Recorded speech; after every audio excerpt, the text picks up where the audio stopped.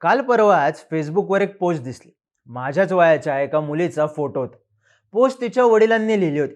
आता या वयातले मुलामुलींचे आई वडील एकतर मुलांचे लग्न झाल्याचे फोटो टाकतात किंवा मग आपल्या लेकानं लेकीनं काहीतरी भारी केल्याचा अभिमान असणार आहे. पण दुर्दैवानं ही पोस्ट वेगळी होती.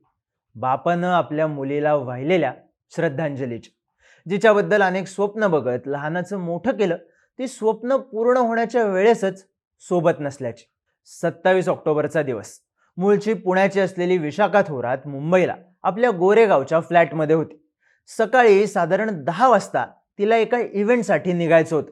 त्यामुळं ती 9 वाजता आंघोळीला गेली. घरात ती आणि स्वयंपाकात मदत करणाऱ्या मावशी अशा दोघीच होत्या.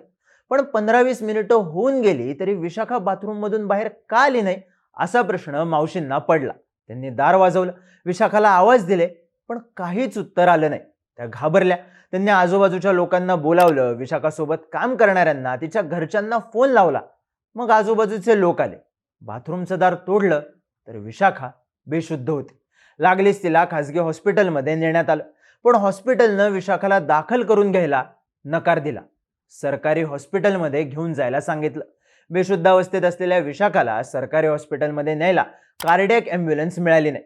पण तिला रिक्षानं सरकारी हॉस्पिटलमध्ये नेत तिला वाचवायचे प्रयत्न मात्र थांबले नाहीत. इकडे तिचे वडीलही पुण्यावरून निघाले, लोणावळ्यापर्यंत पोहोचले.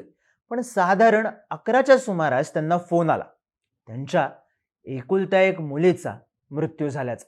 कारण काय, तर पाणी तापवण्याच्या गॅस गिझरमधून झालेलं गॅस लिकेज. या लिकेजमुळे विशाखा गुदमरली आणि तिला वाचवण्याचे प्रयत्न अपुरे ठरले. आपल्यापैकी कित्येक जणांच्या घरात गॅस गिझर असतो किंवा नसला तरी घरात गिझर बसवून घ्यायचा आपला हट्ट असतोय. पण हाच गिझर मृत्यूचं कारण ठरू शकतो. फक्त विशाखाच नाही, याआधीही गॅस गिझरच्या लिकेजमुळे मृत्यू झाल्याच्या घटना घडल्यात. फिरोजाबादमध्ये नुकतंच लग्न झालेल्या एका महिलेचा, धुळवडीच्या दिवशी मुंबई आणि गाझियाबादमध्ये तरुण जोडप्यांचा आणि असे कित्येक उदाहरणं सापडते. पण गॅस गिझर मृत्यूचं कारण कसं काय ठरतो, नेमकं घडतं काय आणि त्यापासून वाचायचं कसं, हे प्रश्न उरतातच. सगळ्यात आधी सांगतो गॅस गिझर काम कसं करतात.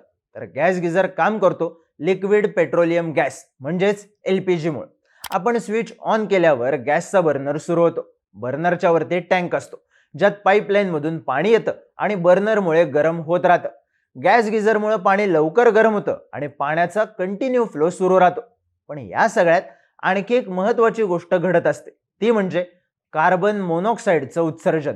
गॅस गिझर पाणी गरम करताना हवेतलं ऑक्सिजन वापरतात आणि कार्बन मोनॉक्साईड हा वायू तयार होतो.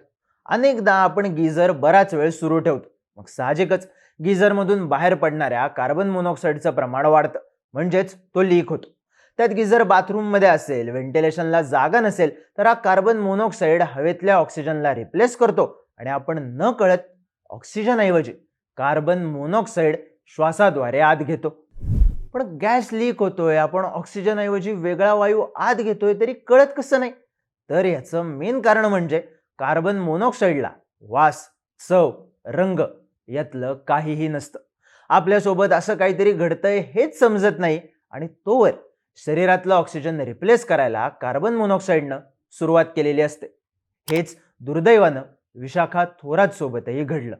विशाखाच्या मृत्यूनंतर किंवा अशा घटनांमध्ये झालेल्या मृत्यूनंतर अनेकदा प्रश्न पडतो की बाथरूम मधला माणूस दार उघडून बाहेर का येत नाही, मदतीसाठी आवाज का देत नाही?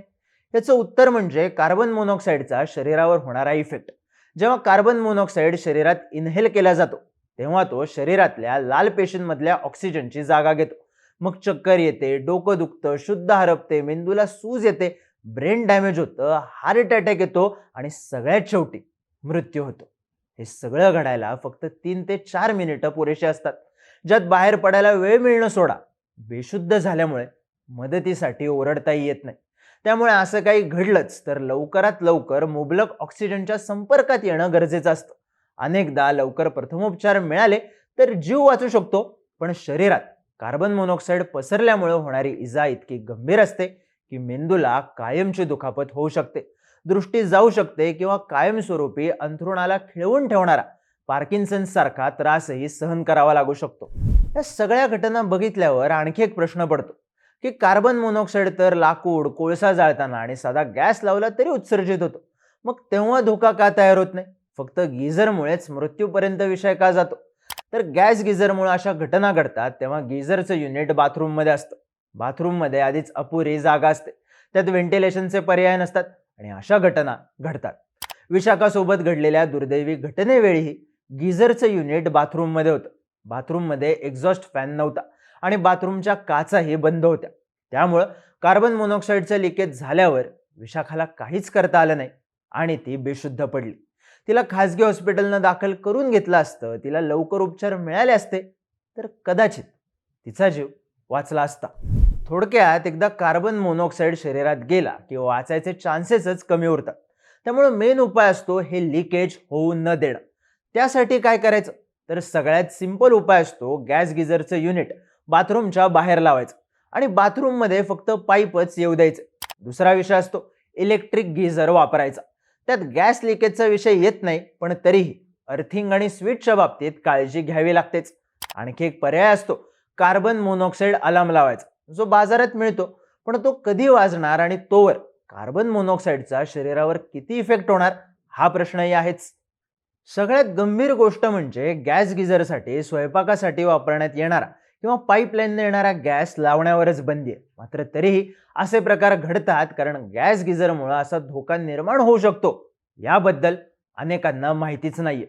हेच रोखण्यासाठी लोकांना हा धोका कळावा आणि गॅस गिझर बसवताना होणाऱ्या हलगर्जीपणावर कायमचा उपाय निघावा म्हणून विशाखाचे वडील ॲडव्होकेट पंकज थोरात यांनीच जनजागृती मोहीम हाती घेतली. या संदर्भात ते कोर्टात जनहित याचिकाही दाखल करणार आहेत.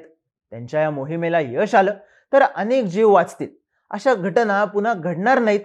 पण गॅस गिझरचं लिकेज, त्रास झाल्यावर पुढचा 1-1.5 तास न मिळालेली ॲम्ब्युलन्स, हॉस्पिटलनं दाखल करून घ्यायला दिलेला नकार, या सगळ्यात न मिळालेले उपचार, यामुळं गेलेला त्यांच्या मुलीचा जीव मात्र परत येणार नाही. उरेल ती फक्त या एका घटनेची सल.